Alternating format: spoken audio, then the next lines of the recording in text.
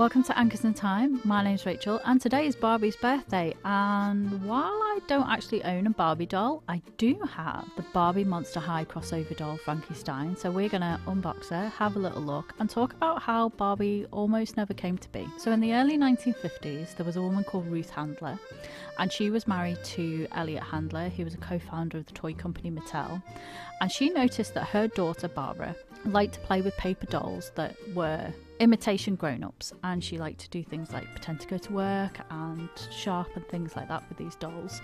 And Ruth went to her husband, because obviously he owns a toy company, and she said, hey, I think there's a gap in the market here. Most of the dolls that are available are infant dolls, and I think that kids would like some grown-up dolls. Elliot and his board of directors were not enthusiastic and kind of poo-pooed the idea. So Ruth went away.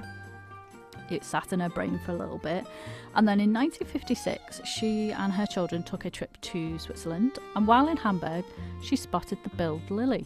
Now Build Lily was a doll that was created kind of as a joke. She was based on a satirical cartoon that was in the Bild newspaper in West Germany, created by Reinhard Beutin, and it was kind of this gag gift that had been created to be sold to men to give as gifts to their sweethearts instead of flowers. There was a joke about it in the cartoon, but obviously she struck a chord with children and became very popular. They liked to dress her up and do kind of what Barbara wanted to do. So Ruth, feeling very vindicated, bought 3 of the dolls, gave one to her daughter. I took the other 2 back to her husband and Mattel and said, see, there's a market for these. So they were like, okay, go create it.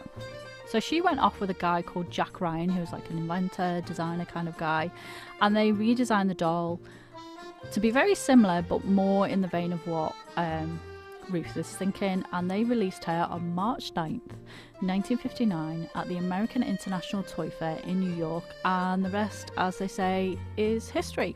And it's quite interesting to think how if Ruth hadn't been so determined and hadn't stumbled upon the Build Lily doll, that Barbie may not have been the icon that she is today.